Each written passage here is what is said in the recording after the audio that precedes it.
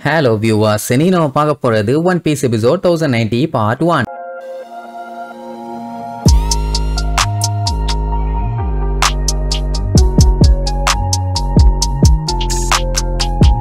Open பண்ணா போன பாட்டுல ஜுவல்லரி பாணி கீழே என்னடான்னு பார்த்தா ஒரு பெரிய சைஸ் மான்ஸ்டர் ஷார்க் அது அப்படியே அலேக்க நம்மால வாய்க்குள்ள கொண்டு போயிருச்சு. இப்ப அது முழுங்குறதுக்குள்ள அதோட வாய்க்குள்ள இருந்து எஸ்கேப் ஆகணும். அதனால ஜிம்பை ஏதாச்சும் பண்ணுபாங்க உடனே நான் பாத்துக்கிறேன்ட்டு சரசரன்னு நம்மளும் திருப்பி விடுவான். கரெக்டா அது வாயை மூட்டும் போது ஜஸ்ட் மிஸ்ல எஸ்கேப். அப்ப அந்த ஷார்க்க பாத்தீங்கன்னா சாதாரணமா இருக்காது, ஏதோ நம்பர்லாம் போட்டு பாடியில வேகா பங்குன்னு வேற எழுதி இருக்கும். நல்ல வேலை எஸ்கேப் ஆயிட்டாங்க. ஏன்னா இது நார்மல் ஷார்க்கா இருந்தா பரவாயில்ல, இருக்கும் உள்ள போய் ஏதாச்சும் வெட்டிக்கிட்டாச்சு வெளியில வந்திருக்கலாம். ஆனா இது அந்த மாதிரி இல்ல, ஐயனால உருவாக்கப்பட்டிருக்குது. சைஸும் நல்லா பெருசா இருக்கிறதுனால இதுகிட்ட எல்லாம் நம்மளால நின்னு போட்டி போட முடியாது. இவங்க ஒரு சைடு மேல இருந்து அடிச்சு பிச்சுக்கிட்டு கீழே தண்ணியில வந்து லேண்ட் ஆக வருவாங்க. அதே நேரம் அங்க லூஃபி, ஜுவல்லரி பாணி, நம்ம சாப்பர் அவங்க 3 பேரும் நேரா தண்ணியில போய் விடுவாங்க. 3 பேருமே டெவில் ஃப்ரூட் யூசர். விளங்கிரும் இவங்க தானே ஏதாச்சும் பண்ணி காப்பாத்தணும். அதனால ஜிம்பை கப்பலை பிராங்கியோட பொறுப்புல விட்டுட்டு அவன் நேரா கடல்ல ஜம்ப் பண்ணிடுவான். அடியில போய் பார்த்தா எல்லாம் ஜம்முன்னு உள்ள முங்கிட்டு இருப்பாங்க. அடிச்சு புடிச்சு அவங்களை காப்பாத்த போவான். இங்க கண்ட்ரோல்ல இருக்கிறது பிராங்கி ஆச்சே, அவனும் சும்மா இல்ல, சும்மா மாசா லேண்ட் பண்ணுவான். நல்ல வேலை கப்பலுக்கு இப்போதைக்கு எந்த ஒரு சேதாரமும் இல்ல. ஆனா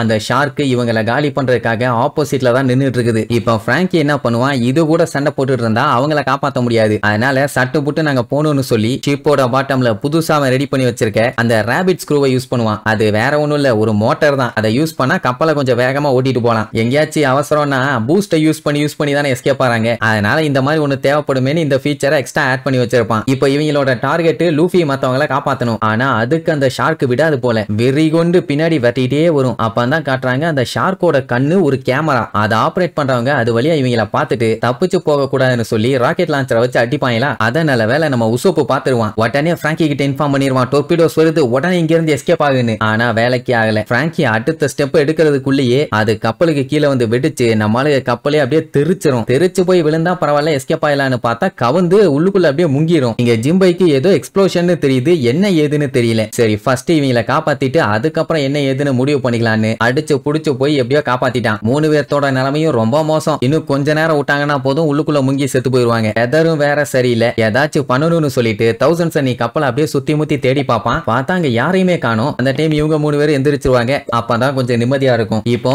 கடல்ல அலை பயங்கரமா இருக்கிறதுனால கப்பல் எங்க இருக்குன்னு தெரியல. எப்படியும் நம்ம இங்கதான் இருக்கோம்னு வந்துருவாங்க. அதனால கொஞ்சம் பொறுமையா வெயிட் பண்ணுவோம்னு சொல்லிட்டு இருக்கும் போதே அந்த ஷார்க் இவங்களை அட்டாக் பண்ண வேகமா வந்துட்டு இருக்குது. வேகமா வந்தா கூட நம்ம ஜிம்பை ஏதாச்சும் பண்ணி எஸ்கேப் ஆயிடுவான்னு வைங்க. ஆனா அது என்ன பண்ணும், வந்துட்டு இருக்க வாயை ஓபன் பண்ணி பீரங்கி குண்டெல்லாம் வச்சு சுடும். இப்படி ஒரு ட்விஸ்ட நம்ம ஜிம்பை எதிர்பார்க்கவே இல்லை. உடனே அடிச்சு புடிச்சு அதுகிட்ட இருந்து எஸ்கேப் ஆகணும்னு வேகமா நீந்தி போவான். மேலேயே நீந்திட்டு இருந்தானா அவனால அவ்வளவு வேகமா மூவ் பண்ண முடியாது. அதனால மூச்சை நல்லா இழுத்து புடிச்சுங்கன்னு சொல்லிட்டு அவங்க நல்லா இழுத்ததுக்கு அப்புறம் தண்ணிக்குள்ள போய் சல்லுன்னு நீந்தி போவான். அந்த குண்டு வந்து விழுந்த இடம் பயங்கரமா வெடிச்சு திரிக்கும். ஜிம்பையாலேயே ஒழுங்கா நீந்த முடியாம அந்த எஃபெக்ட்டுக்கு தண்ணிக்குள்ள மூழ்கிடுவான். அது மட்டுமா பஞ்சாயத்து இங்க தௌசண்ட் சன்னி கப்பலே மொத்த பேர்த்தோட மூழ்கிட்டு இருக்குது. டெவில் ஃப்ரூட்டை சாப்பிட்டவங்களை தவிர மத்தவங்க நிலைமை ஒரு அளவுக்கு பரவாயில்ல. நம்ம பிராங்கி உசாரு கப்பல் கவுந்தா கூட அதை அப்படியே மெயின்டைன் பண்ணி ஓட்டிட்டு போவான். எப்படி கடலுக்குள்ள, அதுவும் தலைகீழ. கப்பலை அவன் நினைச்சான்னா திருப்பலாம், அப்படி திருப்பினா மேல கிளைமேட் சரியில்லை. அதனால அப்படியே மெயின்டைன் பண்ணி போவான். அதை பார்த்த ஷார்க் என்ன பண்ணும், இப்படியே இவங்களை முழுங்கிடலான்ட்டு அவங்க வந்துகிட்டு இருக்க